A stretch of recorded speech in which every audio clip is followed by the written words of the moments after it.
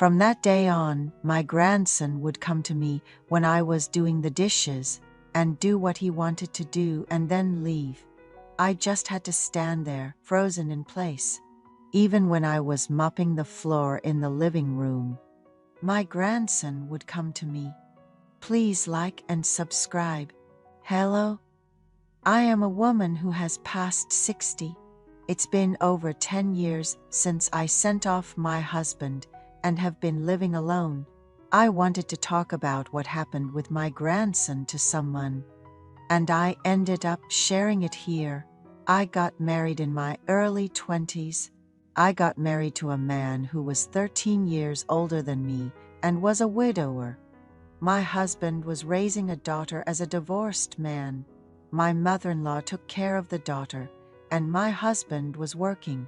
My husband was the youngest son of my mother-in-law. At that time, my mother-in-law was well over 70. My husband was in the middle of growing his business. When I asked him why he was working day and night, he said he wanted to travel with his mother and daughter. He said he wanted to travel a lot with his mother, who had only suffered in her life. I loved the sight of my husband, who was working hard and was very filial, so I rashly moved into my husband's house at that young age and started living there. There were no troubles with my mother-in-law, but we managed to live well. My mother-in-law passed away before turning 80, and I continued to raise my husband's daughter as my own with love. I gave birth to 2 sons. My daughter was always good to me. When my daughter reached puberty, our relationship became a bit awkward. I thought she was distancing herself from me because I was her stepmother, but I later found out that it wasn't just because of puberty that she was avoiding me. According to my daughter, the way men in the neighborhood looked at me was strange. She heard some men in the neighborhood making vulgar remarks about me that were not fit to be spoken aloud. I've been told that I was as pretty as a picture since I was young. When my daughter was in middle school, I was in my early 30s, which was a very young age. Everyone in the neighborhood knew I was married, but there must have been a few men in the neighborhood who said strange things about me behind my back. There was a time when my daughter brought her boyfriend home when she was in high school. I tried to be nice to my daughter's boyfriend and made him delicious food. A few days later, my daughter got angry with me over a trivial matter. I didn't know why she was doing that, and it was just frustrating. Later, I found out that my daughter's boyfriend kept saying he wanted to come over to our house. My daughter's boyfriend told my daughter that her mother was very pretty and had a very nice voice, so my daughter must have been jealous of me. After that incident, my daughter didn't bring not only her boyfriend, but also her same-sex friends home. My daughter graduated from college, got a job, had a good time, and was an ordinary office worker who worked hard. One day, she brought a man she was going to marry. He was tall and handsome. My husband and I happily accepted their marriage as we had no reason to object. After a few years of marriage, my daughter and her husband moved to the countryside. My daughter quit her job and went to live with her in-laws because they were not in good health. At first, my husband and I were very worried. However, it turned out that there was no need to worry. My daughter's in-laws were well-known landowners in that area. My husband even said that it would be better to manage the property in the countryside than to work hard. During that time, about 10 years ago, my husband had an affair with a young woman. He told me he would give me half of his property and wanted a divorce.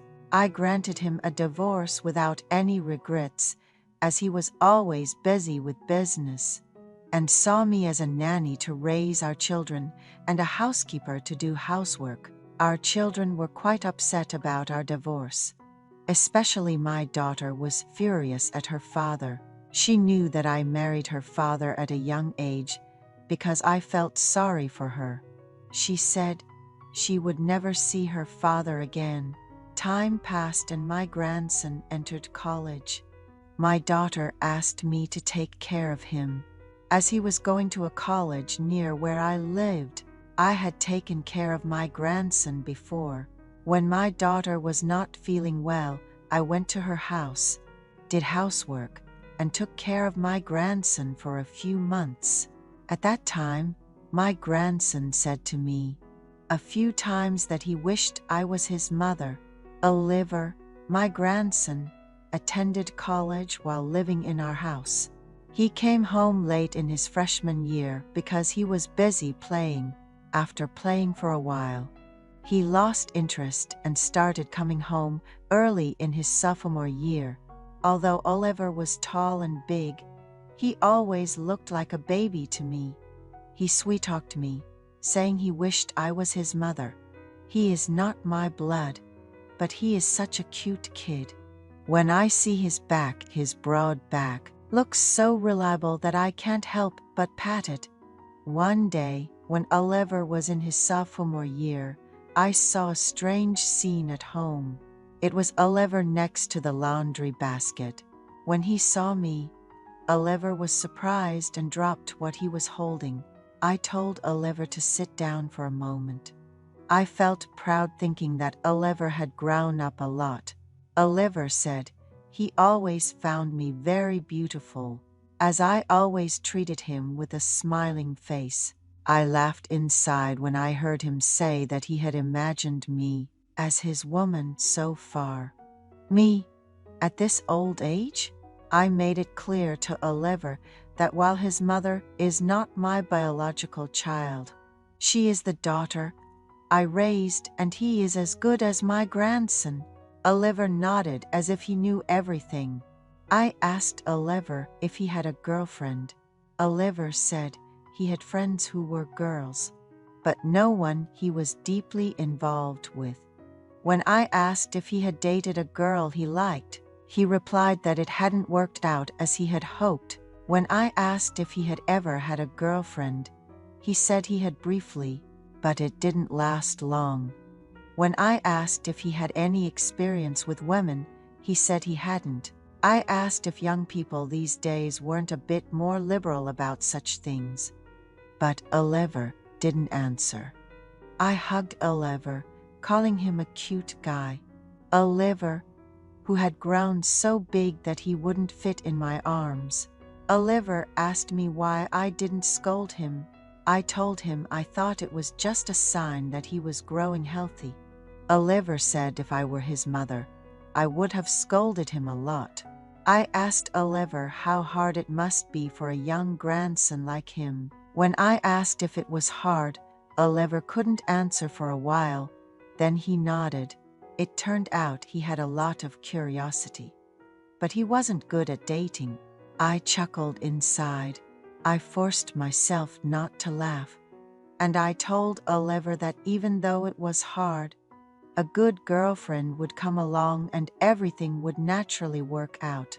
Oliver looked at me with a look of despair. I can't tell you how desperate that look was. It was the same look my husband gave me a long time ago. To shake off the strange feeling, I just kept repeating to Oliver that it was hard. But what could we do? Oliver had tears welling up in his eyes.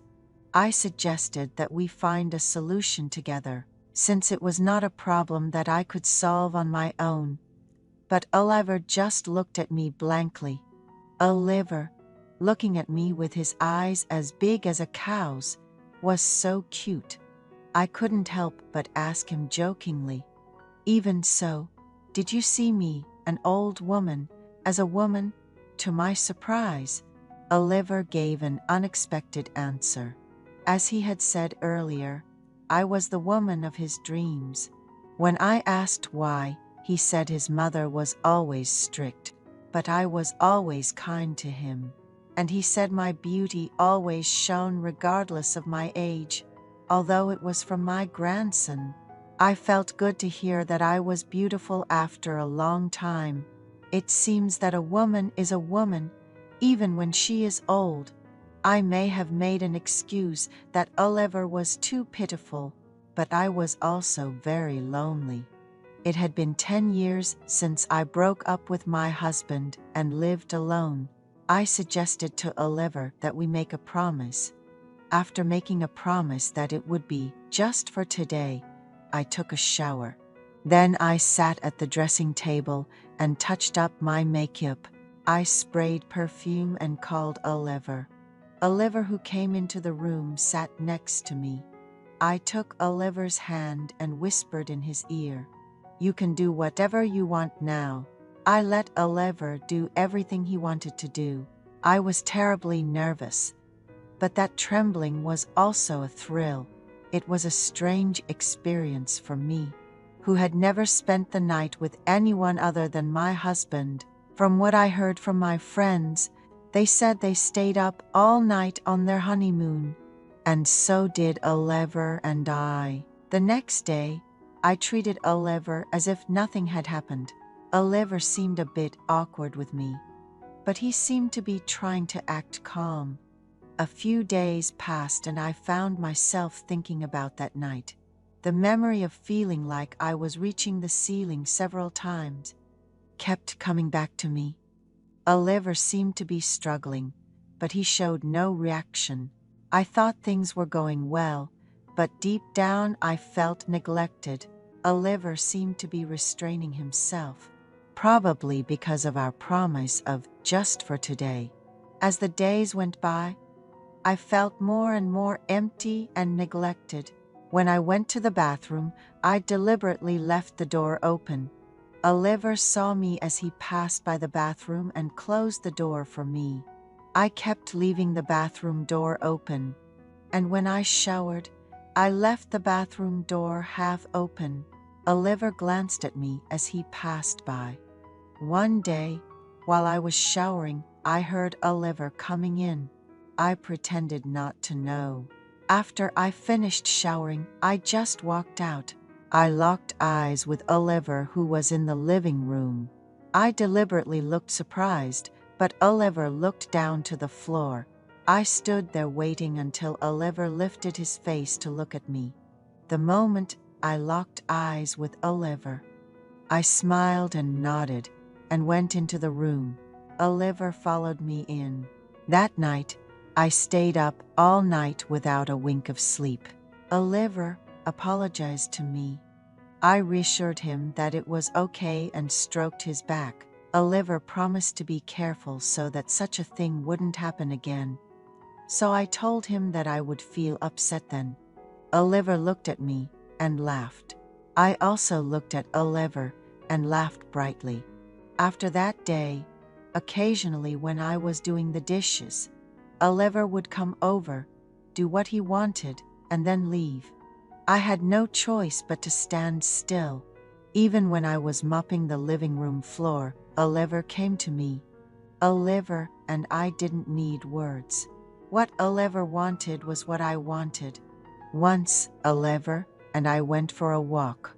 The weather was nice, so we walked far, and on the way back, we entered a quiet alley where there weren't many people. In that alley, Oliver and I also had our moments. I was incredibly happy. I had thoughts of this can't be right, but I just focused on the happiness I felt. One day, Oliver told me something. He said he wouldn't get married. If he wanted to maintain a good relationship with his grandmother for a lifetime, he should date girls and get married like others. Oliver asked several times if it had to be that way, and I said yes. Oliver said he understood, but he repeatedly said that the grandmother must keep her promise. I joyfully agreed. I am so happy. I have thoughts that this shouldn't happen, but I am trying to focus on the feeling of happiness. It's a very embarrassing story, and a story I can't tell anyone. So I'm using the power of anonymity to spill it out here.